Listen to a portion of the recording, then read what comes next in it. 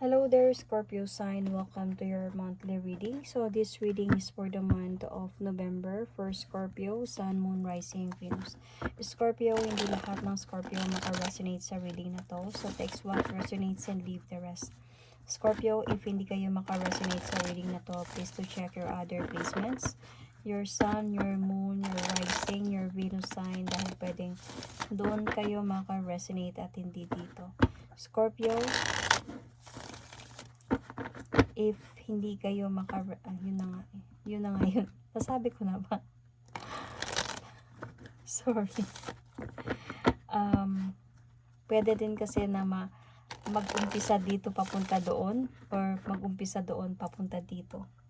So, let's start, Scorpio. Scorpio, month of November. Love reading, Sun, Moon, Rising, Venus. Scorpio, ako going to pull an oracle card. Situations oracle card for Scorpio, November. Love reading, situation oracle. Oops, Scorpio, same kayo. As you can see ha, hindi ko pinili yun, hindi ko din sinadya yun. Same kayo na nakuha ng Libra sign. Focus, eyes for you, fascinate, watching. So somebody is watching us. Scorpio, ano yung gustong sabihin sa'yo ng person mo?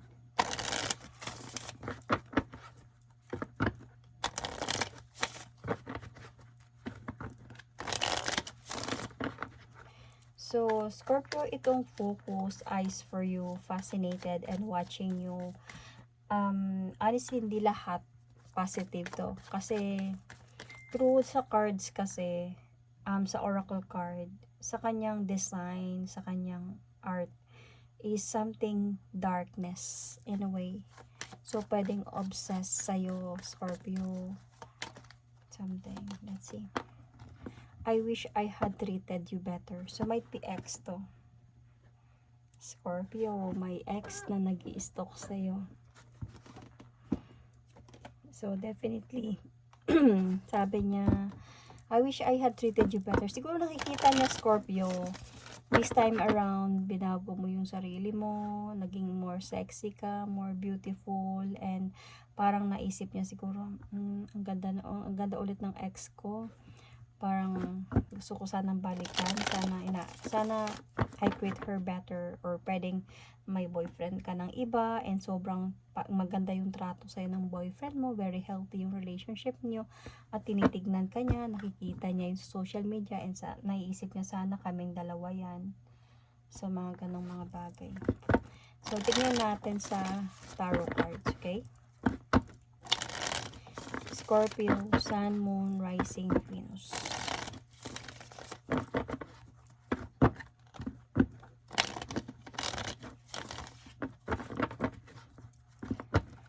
Scorpio,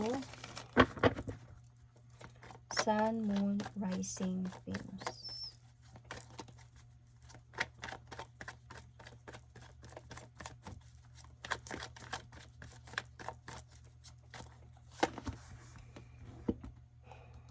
Scorpio, this is you.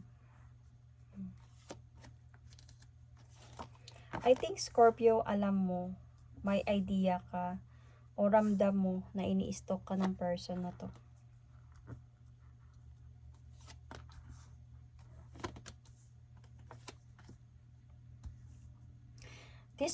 This person, this ex Scorpio, will going to get obsessed with you. So, Scorpio, where you are right now, nasa point ka ngayon na malakas yung intuition mo while you are Scorpio, water sign. Malakas yung intuition mo na minamasdan ka ng ex mo na to. Pwede, okay? Pwedeng nilalike niya yung mga post mo without commenting. Tina-check niya yung story mo or story mo sa TikTok, or binuview niya yung profile mo. Kasi nakikita naman ata yun sa TikTok, 'di ba? Pwede. pwedeng nilalike niya yung mga ano mo sa Facebook, nang hindi man lang siya nagko-comment. So, alam mo, na itong ex ko na to, ini-stalk ako nito. See? Kaya lang Scorpio, para sa'yo kasi, tapos na tayo. Natapos na, kinut off ko na yung cycle natin dalawa. Ayoko nang paulit-ulit na ako nasasaktan. Siguro ganun, siguro before. Parang pagod na ako. Tapos na tayo. Gusto ko na ng changes ng buhay ko. Umalis na ako dito sa kung anong meron tayong dalawa. I already moved forward and I don't want to come back anymore. So, parang hindi na kayo nag-uusap talaga ng person na to. Kaya lang, napapansin mo lang talaga na ini-stalk ka niya. Kumbaga. So, parang gumugulo din to sa isipan. Bakit kaya ako ini-stalk nito? Bakit kaya niya? Ano kayang gusto niya? Ano kayang hangarin niya? Na pwedeng some of you are trying to see a tarot reader and wanted to ask, bakit ako ini-stalk ng person ko? Mga ganon-ganon. Anong hangarin niya sa akin?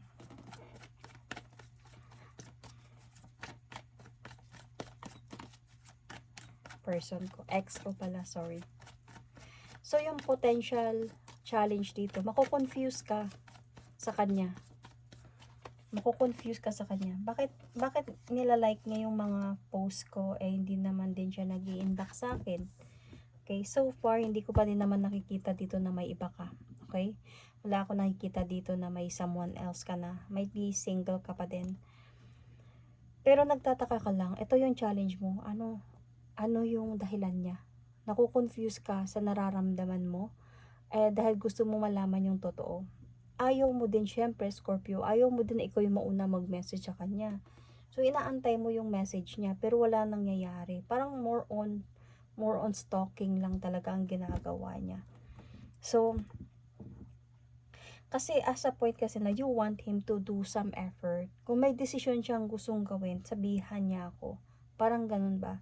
So kung gusto niya makipagbalikan, sabihan niya ako. Naantay ko yung message niya pero walang nangyayari. Ayaw mo din na ikaw yung mauna kasi syempre babae ka. So pinaulit ko na naman kasi I just want to explain properly.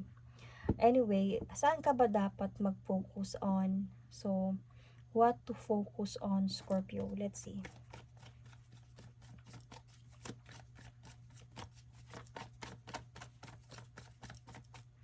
I think Scorpio, mag-focus ka kung nasaan ka ngayon. Hindi mo kailangan na mag-focus dito sa kanya kung bakit, nung meron sa kanya, bakit niya ako ini-stalk, parang ganun. Kung gusto niya makipagbalikan, magme-message ito siya sa'yo, siguro mahanap pa to siya ng paraan kung paano, nahiya siguro to siya sa'yo or something like that. So, doon ka magpo-focus sa'yo, sa goal mo, sa positivities ng buhay mo, sa trabaho mo ba, sa career mo, or sa happiness mo in a way. Kasi tapos na kayo you have already moved forward na. And, kumbaga, you walk away na from this. And, doon ka na mag-focus kung saan yung mga responsibility mo, mga ganong mga bagay. Ito siya, wag ka na maguluhan sa person na to. Kasi magme-message niya kung gusto niya talaga mag-message. Tsaka ex naman na din siya.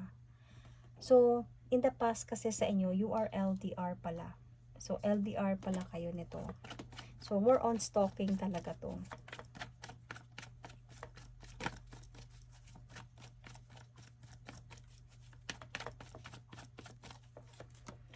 And, siguro noon, itong person na to, may nalaman mo siguro na itong LDR kayo, no? Nalaman mo na itong taong ito is meron pala siyang may pamilya siya, may asawa siya, kasal siya, may mga anak siya. So, parang sila pa siguro or nagkabalikan ba sila. So, nalaman mo to, gumulo to sa isipan mo, Scorpio. And, dito na kayo nag-start na mag-away dalawa. Dahan-dahan until sa nakakapagod na yung away. Until sa naghiwalay na kayong dalawa. So, parang nakaramdam ka kasi dito, Scorpio, na ginawa kanyang tanga. Na pinaniwala kanya na wala siyang ganito pero meron pala. Kasi LDR kayo, hindi mo nalang nakikita kung anong ginagawa niya. Only kahit mag-video call siguro kayo, Pero malay mo, malayo din siya sa asawa niya. Then nalaman mo sila pa pala. So, yung strength mo ngayon, Scorpio, saan ka humuhugot ng lakas sa loob? Doon doon parang sa mga pangarap mo sa buhay. Yun doon sa mga changes na nangyayari sa'yo. Ngayon na nung naghiwalay na kayo, parang maraming mga magaganda na nangyayari sa buhay mo at yun yung hugot mo ngayon. Yun, doon ka humuhugot ng lakas sa mga yan. So, parang feeling ko lang ito yung nagiging protection mo to come back to this person kasi maganda yung mga nangyayari sa'yo ngayon eh. Lalo na sa career and finances. So, in the near future, Scorpio, I can see here, let's see what about this.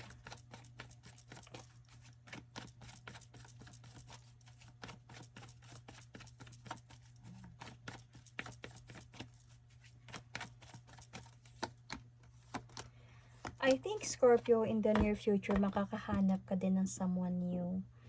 Makakahanap ka ng someone, parang as a point na merong maglalakas loob na ligawan ka, mahalin ka, at mag-aantay sa'yo. Kumbaga, ito siya, manliligaw to siya muna sa'yo until sa maging kayo. So, siguro hindi same sa kung ano man yung mga treatment ng person, ng ex mo na to. Sa'yo, it's really different. So, nung time na siguro parang parang hinayaan mo na lang yung mga stalking ng ex mo until sa magiging cold na lang to, hanggang parang nothing na lang, may makilala kang bago in the future at magiging maganda yung magiging pagsasama ninyong dalawa. So ito yung parang near future mo. Cause ito yung ang ano lang dito, ang suggested approach dito na pwedeng upcoming na mangyayari. Itong person, itong ex mo kasi, parang magiging ano to siya, obsessed sa'yo. So, parang in a way, siguro feeling ko, umalis to siya before ng kayo pa.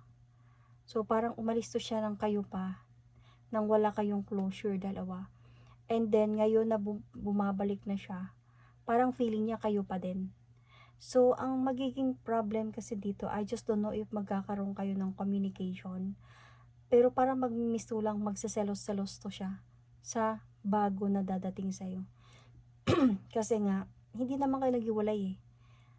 Nawala lang siya. And hanggang sa naka-move on ka. Ngayon, babalik siya sa'yo to stalk you, to check on you, with obsession and jealousy. So, kasi ito yun din eh, devil card. Ito yung approach.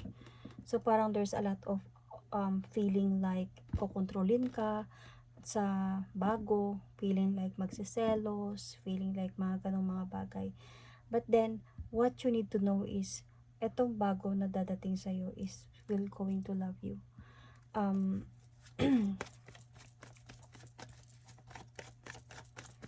Ang nararamdaman ko dito, itong ex mo na to is feeling ko ano din to siya, kumbaga nagtatrabaho din siya sa malayo and malayo siya sa asawa niya. Siguro time na siguro abroad, could be like that.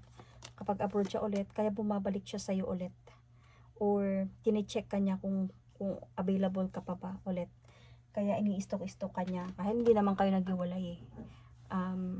Nawala lang siya.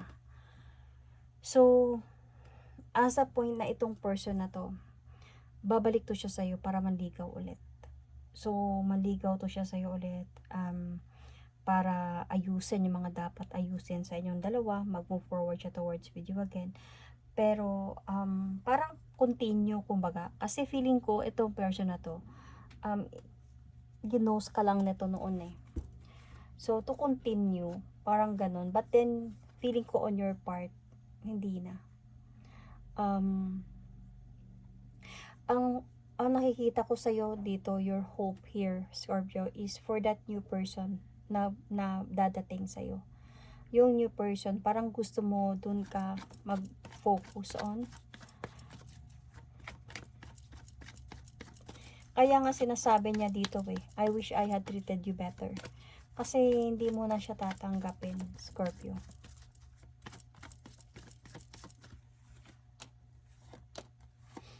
Kasi parang as a point ka na may fear ka din dito, Scorpio. May fear ka din dito na baka mabalik yung feelings mo sa kanya. At magkaayos kayong dalawa. Bakit nagiging fear mo na yon? Because of what happened na baka babalik yung feelings mo sa kanya, magkakabalikan kahit mawawala na naman siya. So baka hindi mo kayang ilaban yung nararamdaman mo, baka mangyari yun. But you are hoping for that new person na doon ka na, in a way makapag-focus ka na doon. So kasi may feeling ko in the future this person will going to try to connect, will going to try to communicate with you.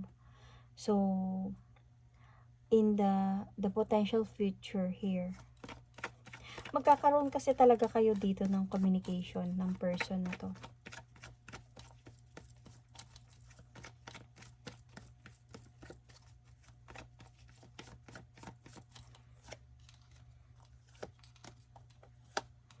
Magkakaroon kayo ng communication, pero hindi mo na siya tatanggapin.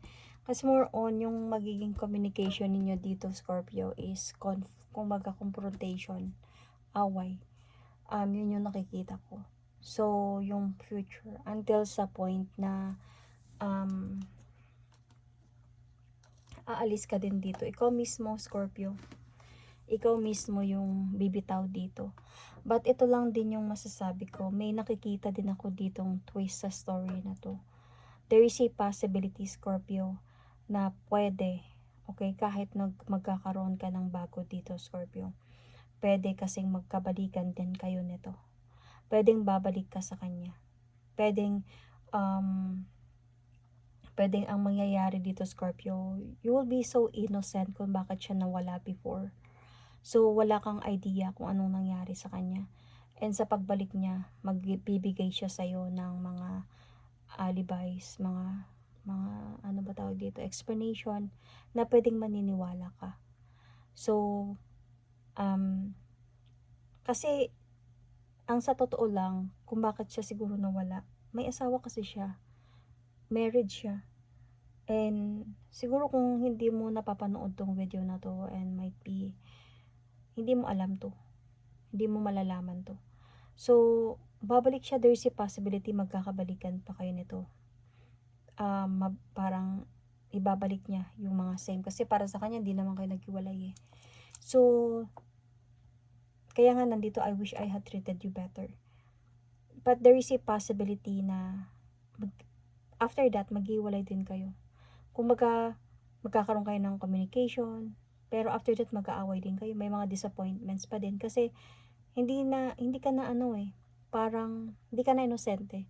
Na may experience ka na iniwan ka na lang bigla. And, parang takot ka na baka mangyayari ulit yun. And, parang, iba na yung mga feelings. Kumaga, hindi na same as before. There's a lot of excitement. There's a lot of love. Parang, more on, sinagot mo siya kasi siguro na-confuse ka lang sa naramdaman mo. And then, binalikan mo din siya. Na-miss mo lang din siguro siya. Na-confuse ka. So, until sa nung kayo na ulit, siguro nakaramdam ka din dito ng parang, hindi ko na gusto. Parang hindi na ako masaya. Kasi ikaw mismo yung puputol dito eh. Ikaw mismo yung puputol dito. Siguro feeling ko dahil sa kung saan ka humuhugot ng lakas sa loob. Doon sa changes na meron ka nung nawala siya. So, yun. Scorpio, you might be dealing with Capricorn. This could also be Virgo, Aquarius, Leo, Taurus. What else? Gemini,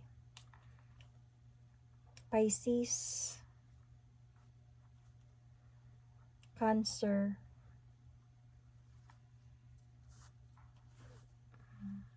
Sagittarius, Aries. Yun, Sun, Moon, Rising, Venus. Scorpio, that is my reading for you. Thank you and God bless.